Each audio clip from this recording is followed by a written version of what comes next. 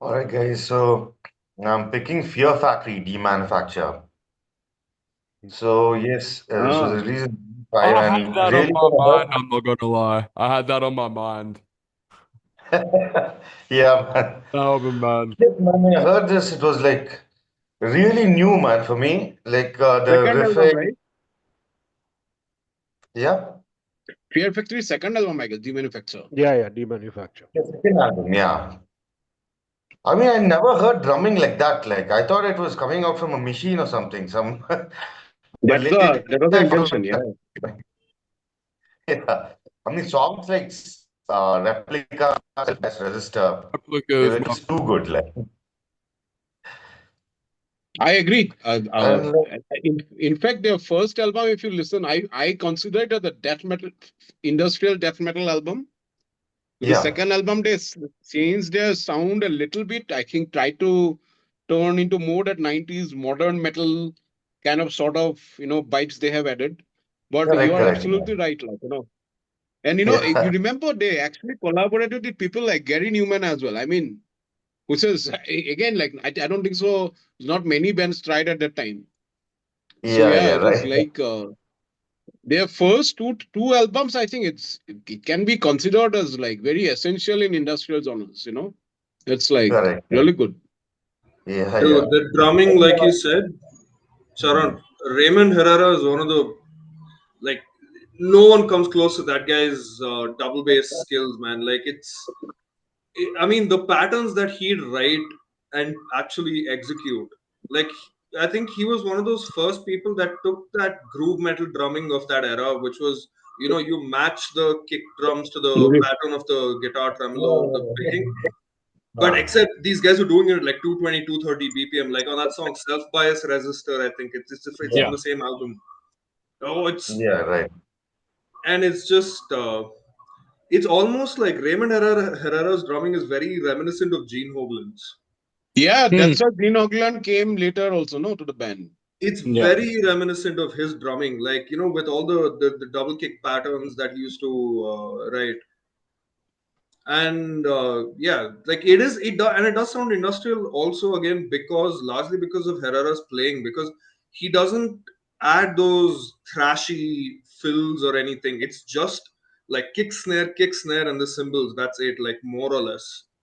He's not like doing too much to alter the sound, so it Correct, almost correct. I sounds like it's a drum machine. yeah. Yeah. I discovered Fear Factory because in my school you had these cunts who used to scribble shit on wooden Yeah, benches. So they took a yeah, even I used to do compass. that. Yeah. I So used That to was do school that. had that was those. me. That was me. We are them. so we had throughout every thing, right?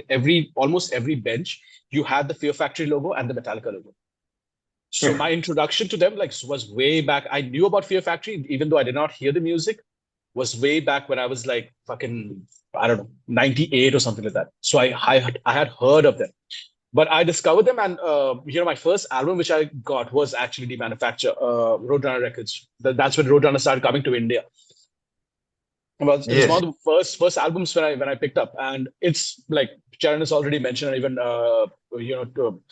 Siva has also spoken about it. That it's one of the foundational pillars of modern metal. It's hard as fuck, and as someone who loves Fear Factory, I feel the trilogy of Demanufacture, Obsolete, and Digimortal, they are a trilogy. They are essentially concept albums. For me, If you the listen first to, album also. First yeah, album, The Soul of a New Machine was. It's a very right. fresh that was approach. totally death metal. Yeah, it's a very fresh approach in death metal at that time. No, Damned no, and I'm talking about the But conceptually, nobody lyrically, the understands it lyrical anymore. concept of it all. I think that makes it like a trilogy because Do You Manufacture is essentially Terminator. I mean, you had Terminator logo and the clips and samples from Terminator, etc.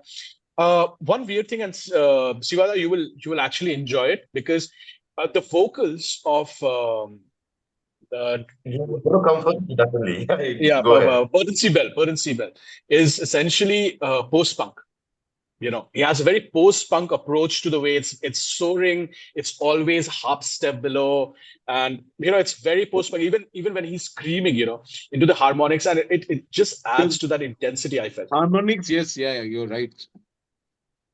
But because even sometimes, towards and awkward, just like the yeah, gets too poppy, I feel sometimes. Yeah, yeah, That's yeah. what I think that is by design. Yeah, I think that is actually what they're going for because their influences are not fucking Cannibal Corpse or not Sabbath. Their influences are essentially, post-punk bands. They were inspired by Jesus Mary Chain and your Gary Newman and They did a Gary Newman stuff like cover, yeah. yeah, Cars.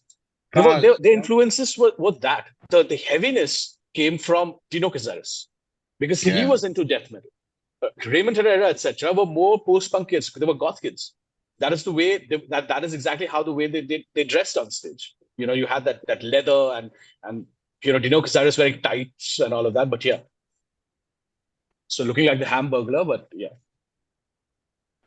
Another fun fact related to today's conversation is that there's one more album that was released in '95 is Bon Jovi's These Days, and they were recording in a studio next to the same studio as Fear Factory was recording Demanufacture, and they had to shift studios because the sound was so loud that it was bleeding into their drum mics apparently.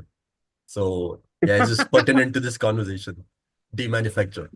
Bon Jovi had I read somewhere he had a statement about death metal bands also, like, certain insulting kind of comment he made. I read it in Terrorizer or somewhere, I forgot. He did that for other bands as well, I remember. Yeah. Dude, that guy's band would have been dead if he did not have fucking Richie Sambora. So that goes to show everything. But his earlier albums were nice. Yeah, because of Richie Sambora. Mm. Because of Richie Sambora. But yeah, just a coincidence related to Yeah. Demanufacture. That These Days was one of those albums that I was going to talk about, but then I chose something else. And then they had to shift studios because Fear Factory was too loud. That's good. And it was That's pretty disturbing. cool. It was disturbing their recording in New York. Go for it. Next to it. GK, your thoughts on Fear Factory? Fear Factory. Yeah, absolutely love this album, Demanufacture. I think Replica, Self Bias Resistor, Dog Day Sunrise, which I found later was a cover, just a whole bunch of killer songs. And I think, like Rakshit and Charan already said, the drumming was very new. Like, I'd not heard drumming like this before.